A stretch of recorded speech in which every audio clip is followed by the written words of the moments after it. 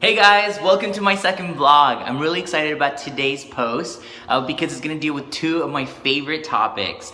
This post is actually going to come from my reading in Naming What We Know, and this is actually a book of a collection of many authors, but it is edited by Adler, Kasser, and Waddle. So if you're interested, it's an excellent book. I love it because it grabs various concepts in writing and kind of deals with them very specifically. So two concepts today just really caught my attention because actually they deal with my dissertation interests. And so they're the concepts of the disciplinary issues within writing as well as multimodality.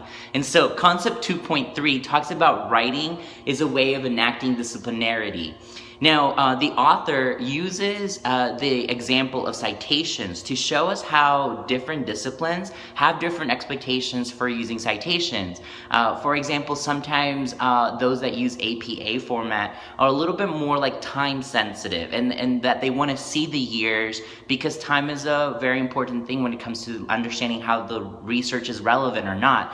Whereas maybe other disciplines might use just the author's last name, which is that more MLA format. And as a result, maybe kind of giving it a little bit more the idea of like being a timeless type of research where the time is not as important, maybe more the content of the writing is what they're going at. And so, I mean, that's just one example how various disciplines have various expectations of what their writing is supposed to look like. But I love this quote in page 41 where he states that ultimately writers and readers come to writing in their disciplines with histories, intentions, and expectations, all shaping the disciplines themselves and in turn shaping the writing that members of those disciplines do.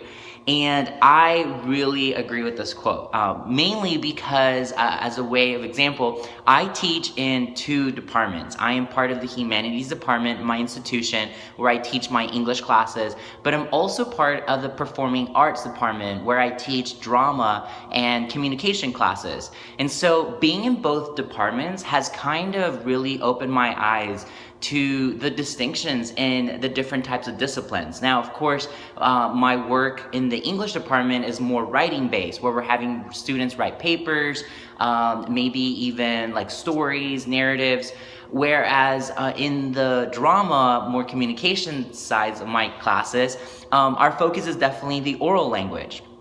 So I think the biggest question that comes to me, and as I'm reading this, and actually what my research and hopefully my dissertation will deal with, is how does this kind of boundary within disciplines when it comes to writing or communication or language in general affect second language learners, those students that come and English is their second language. Now, there many times are going to be, taking classes within various different departments, various disciplines. And that can be a really tough task, especially if teachers within those disciplines don't understand those students and the struggles that they're going through. And so I think that one of my interests is how do we break those boundaries, specifically when working with second language learners, to help them in that writing process and that communicating process. Because again, they are coming with histories of themselves and intentions and expectations that they might not be able to meet as easy as maybe an L1 learner in that classroom. But that brings me to my second point about concept 2.4, all writing is multimodal. And I love when the authors actually state that all writing is multimodal. And what they mean by this is that writing is going to use all five modes. And these are the linguistic, the oral, the visual, I meant the linguistic, the oral, so like the hearing, visual, gestural, and spatial. So, I'm sorry. So all those five forms are going to be used in writing a lot. And so as a result, it's interesting how they talk about the two types of myths that are there sometimes about writing. Like, first, that multimodal texts are all digital. That's not true. Sometimes you can create a text that maybe is a scrapbook or a painting, as far as like drawing a picture that is going to be what the writer is going to write about. And that there's no such thing as monomodal writing, okay?